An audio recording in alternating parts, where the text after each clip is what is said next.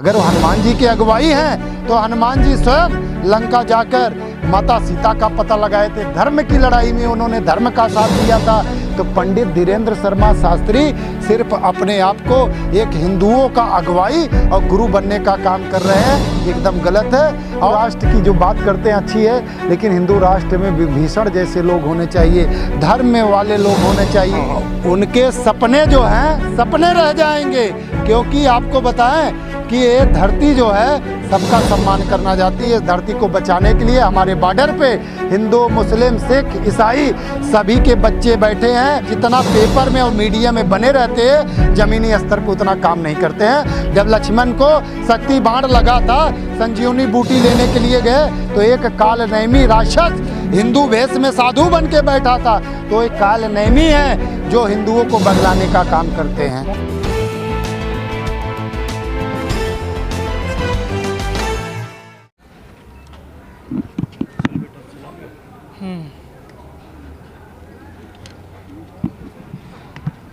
अमृतपाल पे मुद्दा चलेगा।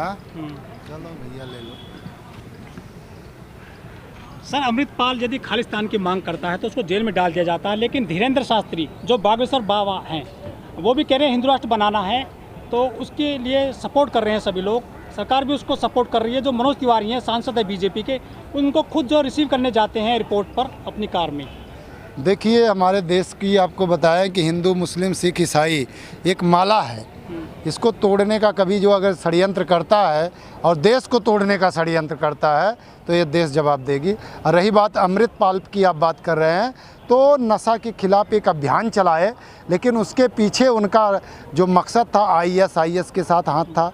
और भारत को तोड़ने के पीछे बहुत सारी खुफिया एजेंसी उसके साथ लगी हुई थी और बहुत सारी चीज़ें बरामद की गई।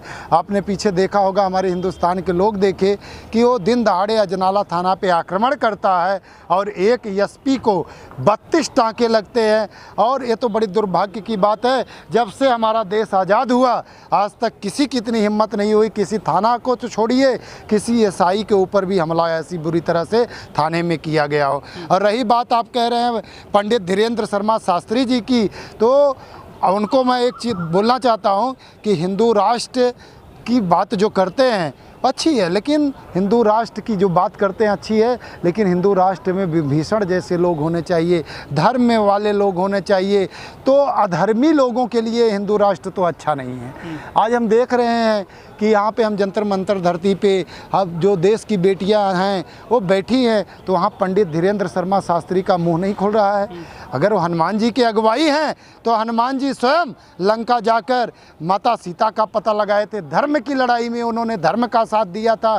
तो पंडित धीरेन्द्र शर्मा शास्त्री सिर्फ अपने आप को एक हिंदुओं का अगुवाई और गुरु बनने का काम कर रहे हैं, एकदम गलत है। और उनको अगर उनके अंदर कोई भी सच्चाई हो, हमने सुना कि वो चमत्कारी भी हैं और एक चुनौती आवाहन भी हमारे पर्ची निकालते हैं। हमारे गुरु शंकरानंद अपने जोशी मठ से हैं। अभी आपने वहाँ पे देखा तो दीवारें धरती फट गई थी, तो उन्होंने कहा कि अगर पंडित धीरेन्द्र शर्मा के अंदर इतनी चमत्कारी शक्तियाँ हैं तो ये जो धरती, ये दीवारें जो फट गई हैं, इसको आके जोड़ने का काम करें।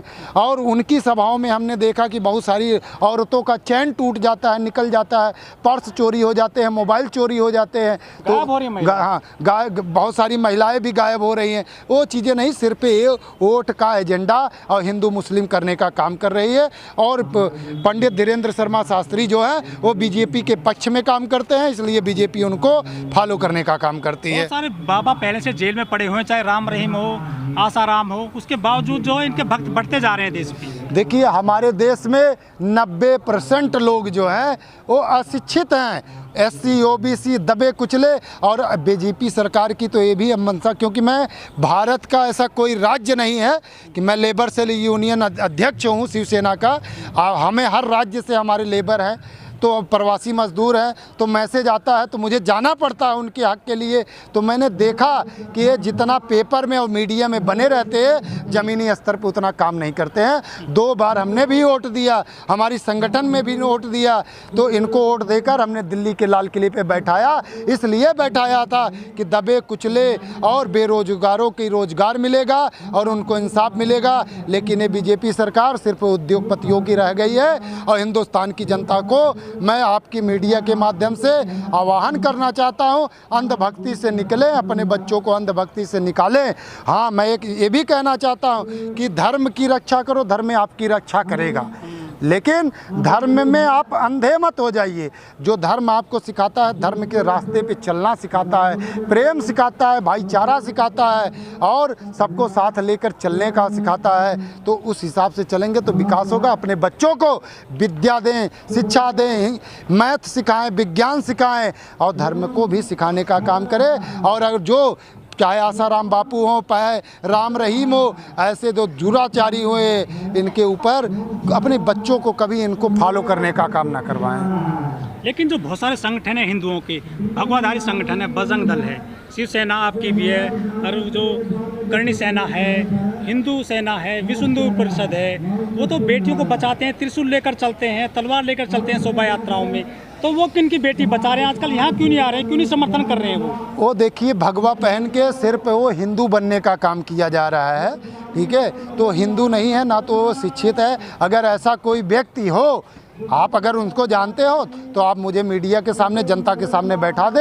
जैसा वो बहस करना चाहता है मैं करने के लिए तैयार हूँ, क्योंकि वो हिंदू का चोला पहन के, जैसे आपने देखा था ना, जब संजीवनी बूटी लेने के लिए हनुमान जी, जब लक्ष्मण को शक्ति बाण लगा था, संजीवनी बूटी लेने के लिए गए तो एक कालनेमी राक्षस हिंदू वेश में साधु बन के बैठा था।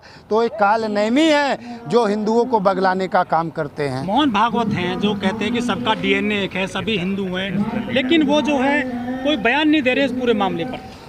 बहुत बढ़िया। अभी क्या आपने नाम उनका बताया था? मोहन भागवत। मोहन भागवत, वो हमारे भागवत जी, हम तो यादव हैं, श्रीमद् भागवत गीता के उपवासिक हैं। तो मोहन भागवत से मैं बताना चाहता हूं कि वो धर्म पे जो लोगों को आधा आधा कच्छा पहना के घुमा रहे हैं, अपनी बहन बेटियों को, अपने परिवारों को भी ये पहना के घुमाते हैं, सिर्फ हिंदुस्तान की जनता को बहकाने का काम करते हैं। कह रहे हैं देश हिंदू राष्ट्र बनेगा, पूरा बनेगा। उनके सपने जो हैं, सपने रह जाएंगे। क्योंकि आपको बताएं कि ये धरती जो है सबका सम्मान करना चाहती है। इस धरती को बचाने के लिए हमारे बॉर्डर पे हिंदू, मुस्लिम, सिख, ईसाई सभी के बच्चे बैठे हैं, बॉर्डर पे रक्षा करते हैं। इस धरती पे मुगलों ने भी अपना खजाना खोल दिया था जब अंग्रेज़ों को भगाना था, ठीक है। मुगलों ने भी खजाना खोल दिया था। और हम तो आप हिंदुओं की बात करते हैं, सुनिए मेरी बात, आप हिंदुओं की बात करते हैं। गुरु गोविंद सिंह जी के 4 पुत्र थे और आनंदपुर साहिब में किले पे वो शहीदी प्राप्त किए थे। तो उस समय कहाँ के हिंदू थे? उत्तराखंड के हिंदू आए, मुगलों के साथ गाय का शपथ खाए कि मैं आपके साथ रहूँगा। तो उस समय वो हिंदू बनना जो चाहते थे वो पीछे हट गए और गुरु गोविंद सिंह जी के बच्चों को शहीदी प्राप्त हो गया। तो यहाँ हिंदू नहीं थे। तो जो अच्छा काम करेगा उसका, यहाँ धर्म की ये बेटी हिंदू नहीं है क्या? ये हिंदू हैं, ये देश की बेटी, ये देश की बेटी हैं, ये हरियाणा की बेटी नहीं है, ये देश की बेटी है। और जब ये मेडल लेने के लिए वो आ गई तो हमने भी मंदिर में हनुमान चालीसा पढ़ा, अरदास किया, माता के आगे स्तुति की, मैंने माता के आगे स्तुति की। गुरुद्वारे में अरदास हुआ, मस्जिद में कुरान पढ़े गए,